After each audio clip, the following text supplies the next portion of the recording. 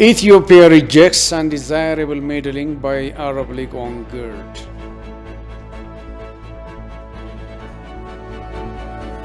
Relationship between TPLF Western politics and their media dubbed shameful.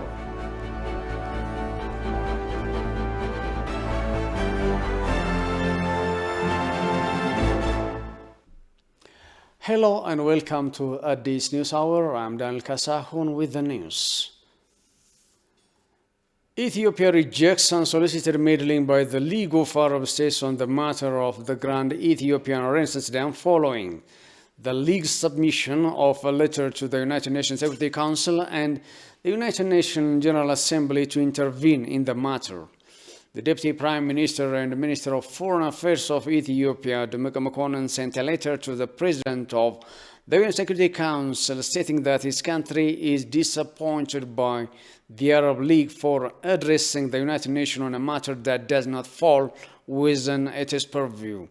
The approach followed by the League risks undermining the friendly and cooperative relations between the African Union and the Arab League since the trilateral negotiation on the GERD is underway within the auspices of the African Union.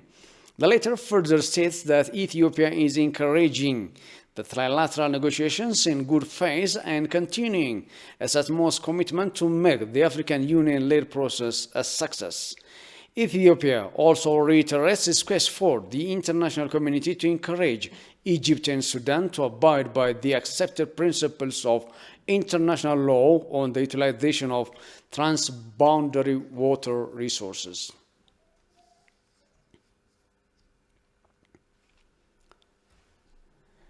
As the conflict in Tigray undergoes a dramatic turn, disinformation and outright fake news, particularly by the TPLF and its Western allies, continue to baffle the world. The idea that media outlets fail to grasp the complexities of a conflict is hardly news, but the bias in favor of the TPLF was striking nonetheless. Prime Minister Abiy Ahmed has told lawmakers that the Western world must grasp the real essence of the conflict in Tigray and TPLF's deliberate distortion before jumping into conclusion. Habtam Ashagri has more. The TPLF has claimed victory after having regained control of Mekelle, the regional capital, while it was evidently clear that the Ethiopian government withdraws to give the people of Tigray a chance to reflect on events and make decisions. One noticeable aspect of this total war has been the continued use of disinformation and outright fake news. This media battle has only occasionally been directed towards an internal audience. The real target were the Western news outlet and their trail of Western aid organizations and Western policy makers. For many Ethiopians and foreign observers, the most striking element of the news coverage of the Tigray war was the fact that it took such an obvious anti-government point of view. The idea that media outlets fail to grasp the complexities of a conflict is hardly news, but the bias in favor of the TPLF was striking nonetheless. What every single media outlet failed to consider are the opponents in this terrible war, variously described as rebels or as the elected government of Tigray region. Their questionable track record during their 30 years in power are never mentioned. It would seem that the TPLF is a democratic movement struggling against the onslaught of a dictatorial monster.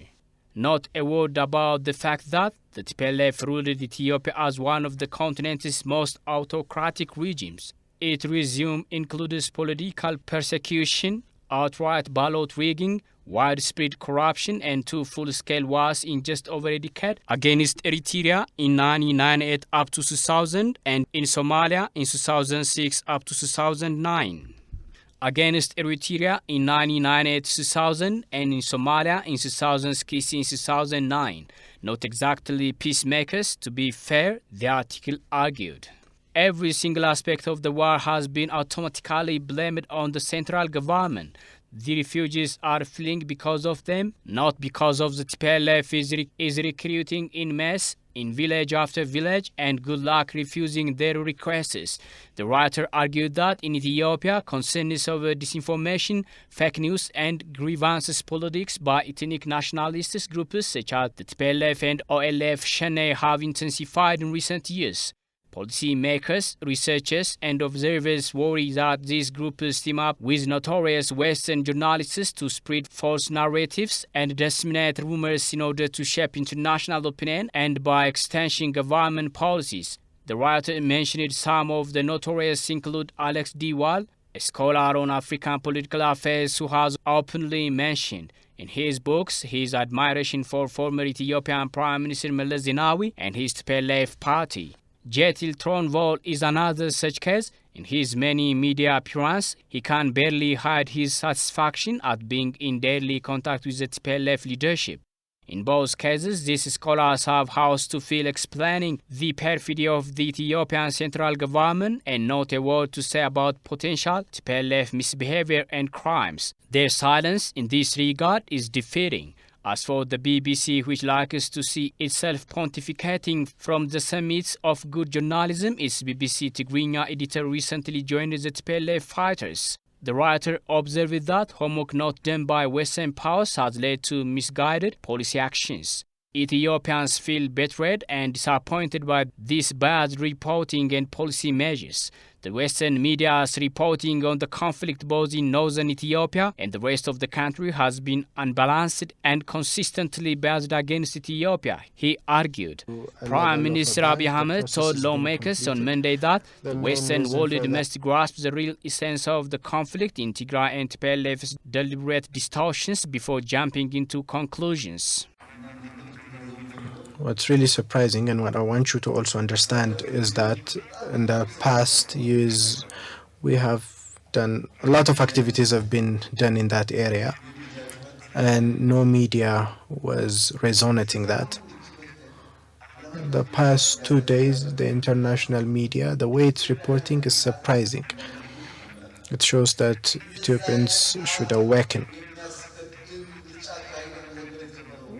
The media that refrained from reporting that remarkable execution of election is reporting this. We will not follow that path. Prime Minister Abiy Ahmed has also disclosed that Ethiopia's plan to cut the number of its embassies by half. The Premier announced the measure as part of its government's latest move in a bid to save foreign currency expenses. Dawes Mokriao has more. In a briefing to House of People of Representatives, Prime Minister Abiy Ahmed said Ethiopia will cut the number of its embassies by half to manage costs, with most diplomats working as non-resident ambassadors from home. The Premier was heard of saying Ethiopia should not have 60 or so embassies and consulates around the world in the present moment. Abiy disclosed that at least 30 of Ethiopian embassies will be closed in the coming Ethiopian year, and ambassadors will make field trips to meet with officials basing at this as their permanent location. ዲፕሎማሲን በሚመለከት ተቋሙን ማደስ ተቋሙን በከፍተኛ ሪፎርም መቀየር ያስፈልጋል።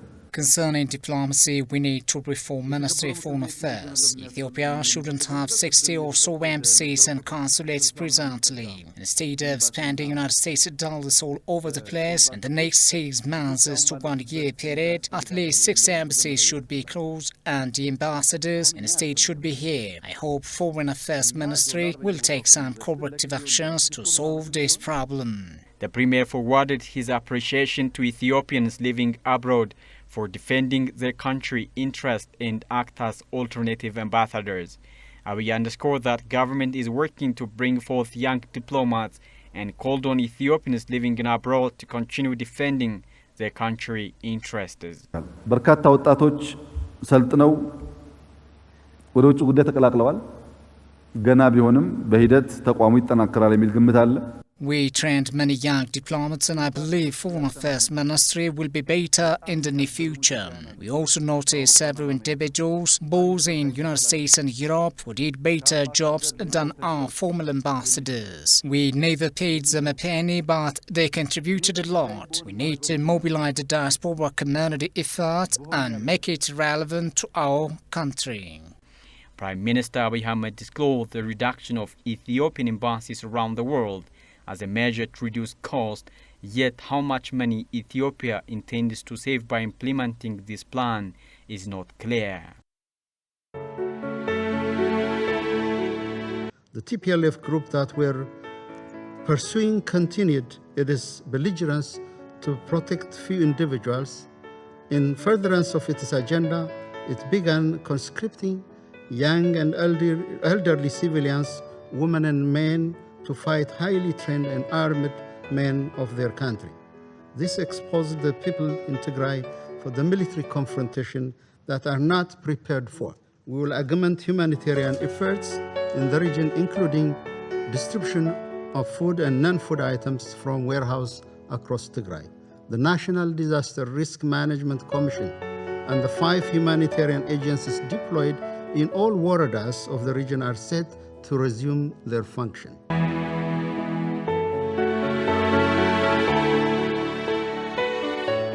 Following the organization of peaceful and successful national elections this month, efforts are now geared towards building a stronger, united, and democratic country.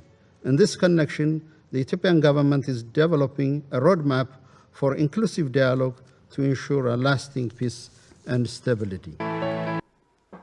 Renewed killings and massacre of civilians perpetrated by the TPLF troops have been reported in the Tigray state barely a day after the announced ceasefire by Ethiopian Prime Minister Abiy Ahmed. According to the African Media's Council source, dozens of administrators considered to be collaborators of the Ethiopian government have been massacred in cold blood by members of the TPLF, and killings have been reported on nearly daily basis. The pressure from the international community to withdraw Eritrean troops and later Ethiopian troops from Tigray has permitted the surviving TPLF forces to emerge from their hideouts and resume their destabilization of Ethiopia, which was initiated since their outset from the federal government and the accession of Abiy Ahmed. It says the United States and the European Union might have to meet again to address the position they earlier took to support a terrorist movement that used a humanitarian disguise campaign and disinformation supported by Western media, which projected executioners as victims.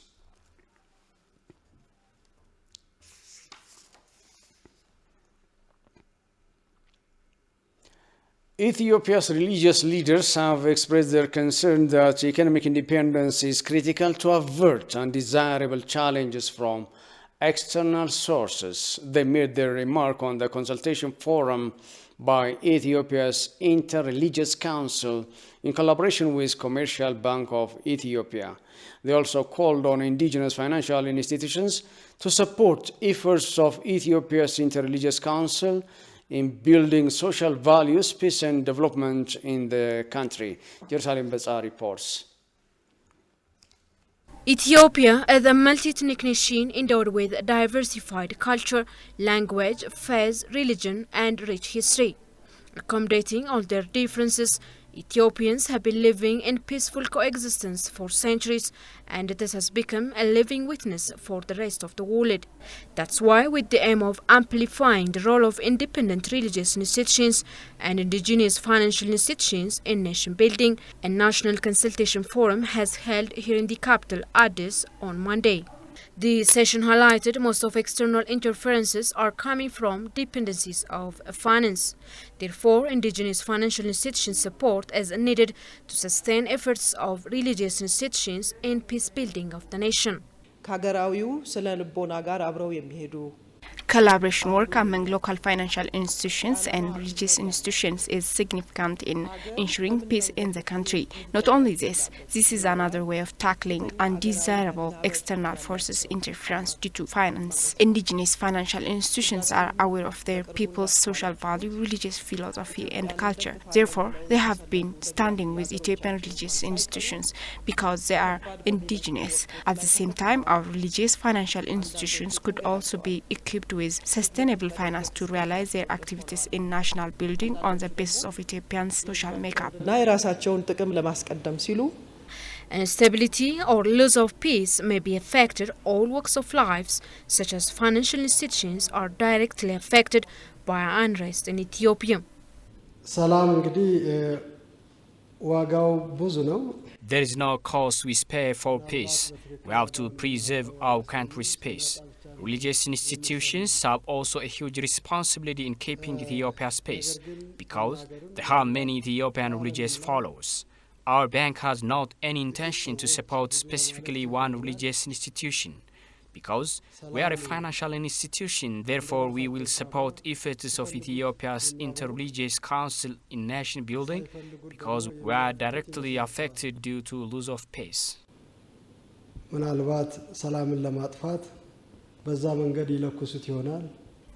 of the research presenters in the consultation forum, Galata Simeso, has stressed on the potential areas of collaboration to both religious and financial institutions.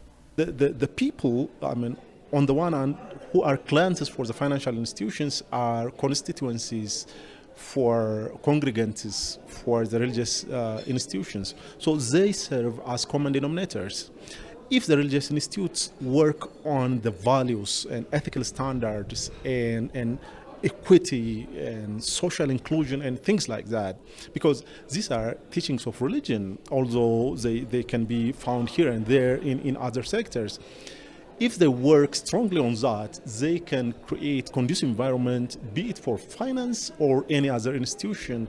Talking to ETV English, Abu Naragawi, head of foreign relations in the Ethiopian Orthodox Tewahedo Church, said that economic independence is critical to avert any international interferences not only on religious institutions but also on Ethiopia's endeavor at large. To build up our economic values and financial values and freed our financial support from the abroad. So we have to work hard and also build up and lift up our country, especially for financial matters, economic matters. So each and every Ethiopians and even institutions can be played a main role for the freedom of ourselves from financial slavery. The Ethiopia's Religious Council also called on other indigenous financial institutions to support the council and ensure economic independence in all development journey of Ethiopia. I admire efficient predators.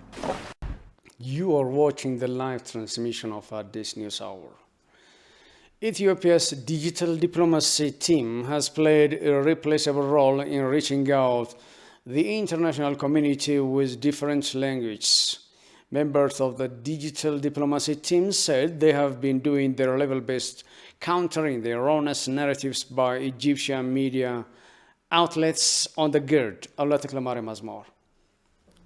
Egypt is a major regional media player. Its press is one of the most influential and widely read in the region, and its TV and film industry supplies much of the Arab-speaking world with shows from its media production city. Egypt has got over 200 broadcast and print media outlets, helping the country amplify its dominance in the region. In connection to the Grand Ethiopian Renaissance Dam project, these media organizations have been misinforming the rest of the world, mainly the Arab-speaking nations. And the breaking news of the second filling of GERD reservoir creates huge muddle among Egypt and Sudan. The law-riparian countries, particularly Egypt, intends to stop the filling of the second Grand Ethiopian Renaissance Dam reservoir if they can do so. If not, they will try to intimidate us, circulating phony propaganda. They took the issues of Grand Ethiopian Renaissance Dam to African Union and later shifted to the Arab League and the United Nations Security Council for different purposes.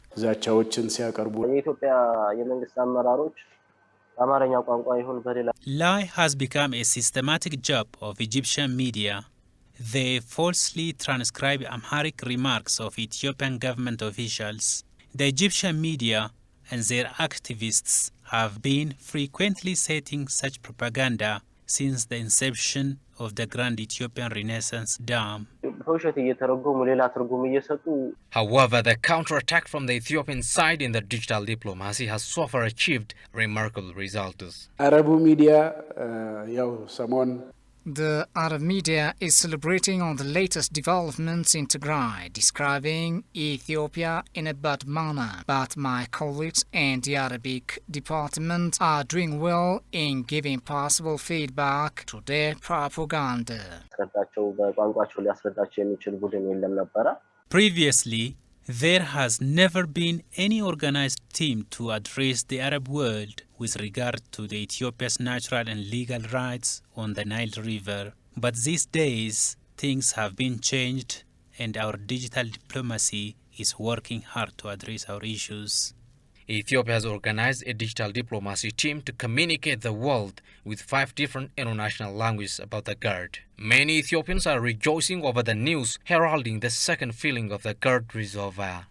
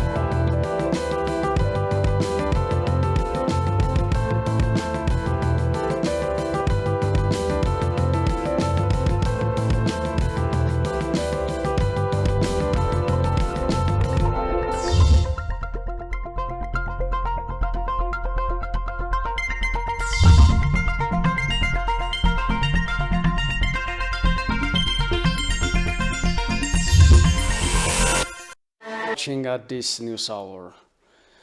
Ethiopian government decision to declare a unilateral ceasefire in the state of Tigray is a prudent move. The human rights lawyer, political science and international relations expert Alamayo Gabramariam made the remark in an exclusive interview with ETV. The professor also argues that the wrong narratives being circulated by some Western media still show their clear conspiracy against Ethiopia, which is none other than their plot to bring TPLF back to power. Zacho Durb had interview with the professor, and Shfarolago has produced the following news. The Ethio-American scholar Professor Alamayo Gabramariam, aka Al-Mariam, is known for his serious and striking comments and articles that he regularly writes. ETV approached him for his comments regarding the recent unilateral ceasefire in the state of Tigray. Since the National Defense Force has accomplished its task in the state of Tigray, the decision made to withdraw them is sensible, he said.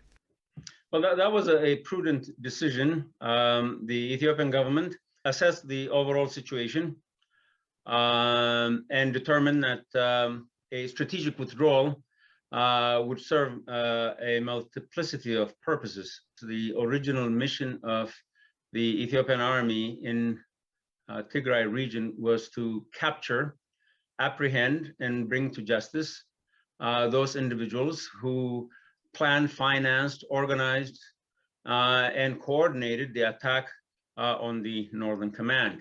A number of other factors, such as the farming season and wrong narratives being circulated around the National Defense Force, also justify the decision made, he added. They need to take a pause and see precisely what the role of the Ethiopian government had been over the past 8 months. And so it was a good decision, but there were many motivating factors, as I said. The planting season is upon us now. If the conflict continues, it's going to be very difficult to have the farmers do the tilling and so forth. Humanitarian assistance needed to be delivered without obstruction.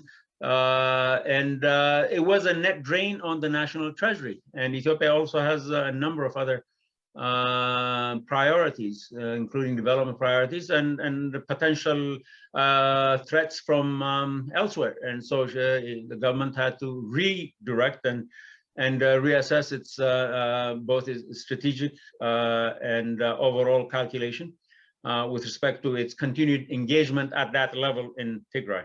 This being as it is, he reiterated that the wrong narratives by some Western media still show the clear conspiracy against Ethiopia. And I know this is a very grave and serious charge to make, but I believe that there is a conspiracy between the United States, the European Union, and other countries to do two things. One, to undermine the current Ethiopian government and ultimately to restore the TPLF back to power. So everything that they do is calculated to achieve those objectives. And some of the things that you just mentioned about the kind of pressure that they've been applying on the Ethiopian government is aimed at achieving the objective of walking the TPLF to power, as opposed to what they had intended to do when they declared war on the Northern Command through what they call a blitzkrieg, Mavrakawi.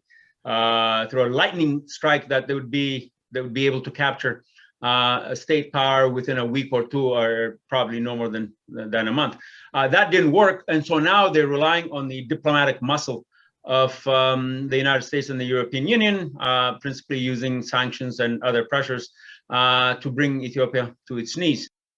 Professor Alemayo has called on some Westerners to stop engaging in teeth-gnashing and finger-wagging at Ethiopia over Tigray.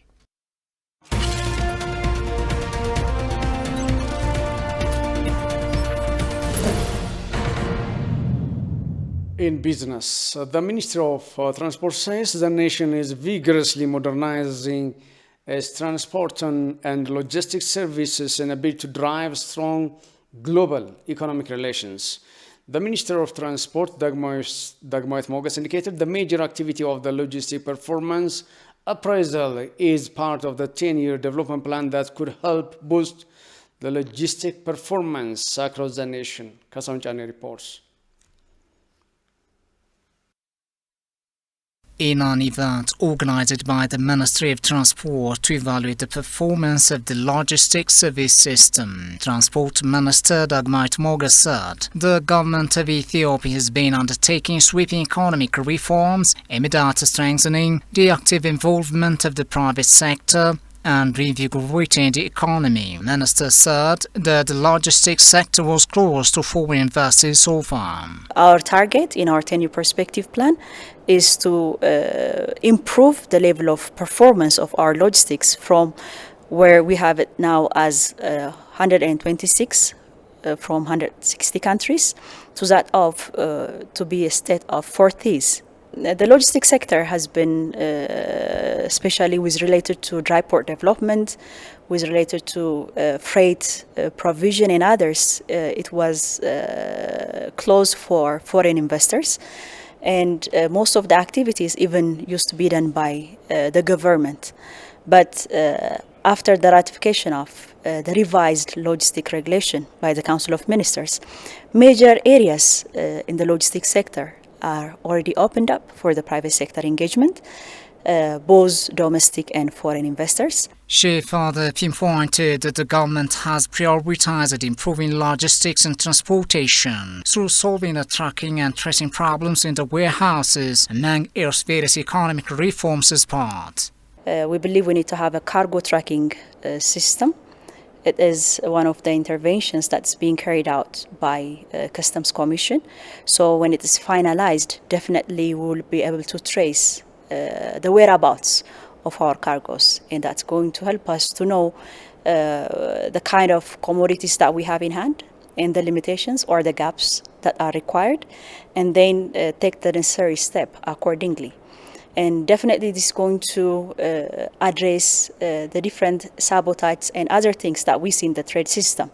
World Bank Ethiopia Country Office Charles Kunaka also stated that Ethiopia is striving to exert its efforts working exhaustively in modernizing the logistics sector, noting it will be of paramount importance to increase national growth. We observe that the performance of the Ethiopia logistics system is about average, whereas a lot of the major economies in the world, they've got scores above 3, for instance.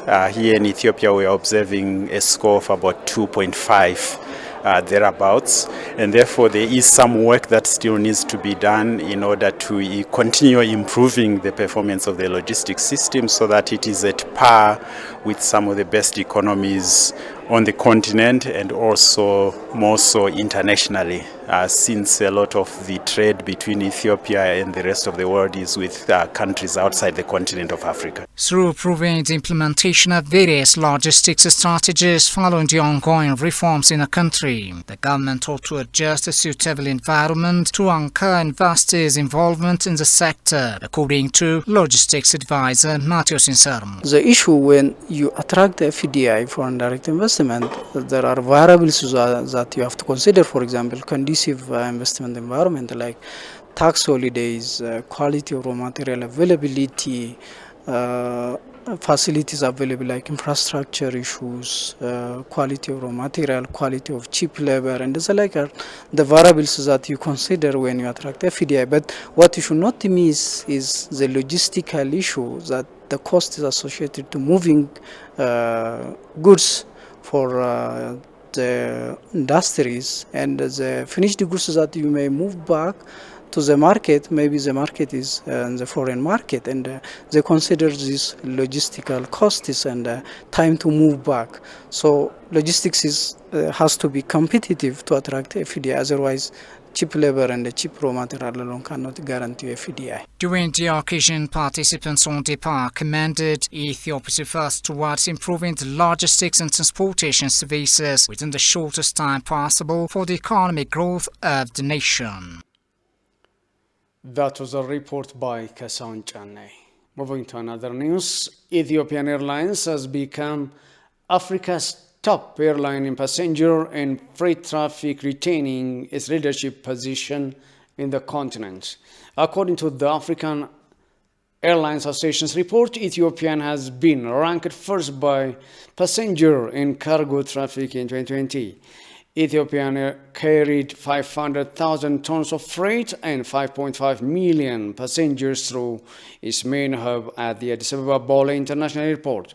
Ethiopian topped the list with the highest passenger traffic transported through Addis Ababa Bole International Airport. Ethiopian Airlines also topped the list in the most connected countries in Africa due to Ethiopian Airlines' large number of direct flights within the continent.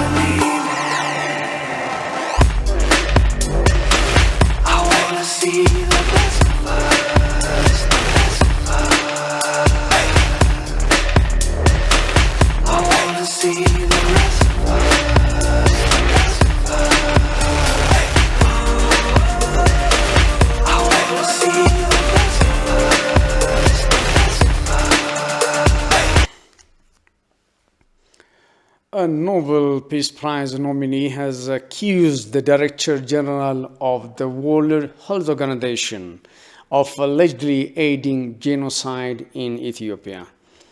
American economist David Steinman accused WHO Chief Tedros Adhanom Ghebreyesus of being a crucial decision maker who directed Ethiopia's security forces' actions from 2013 to 2015. He accused Tedros of being one of three officials who were in charge of the security service over that period during which the killing and torturing of Ethiopians took place. Mr. Steinman, a former consulting expert to the U.S. National Security Council, accused Tedros of being involved in the intimidation of opposition candidates and supporters, which included arbitrary arrest and lengthy pre-trial detention. The complaint can only proceed to the Hague court if it's adopted by prosecutors. It will be the first prosecution of a senior United Nations figure if it does proceed. Tedros has denied the allegations and any wrongdoing.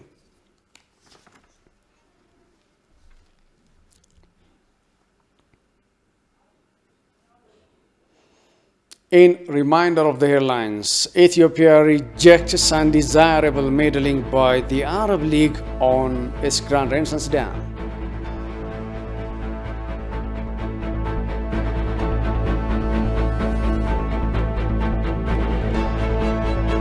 The relationship between TPLF, Western politics, and the media dubbed shameful. That's all for this edition. Thank you for watching. Goodbye and stay safe.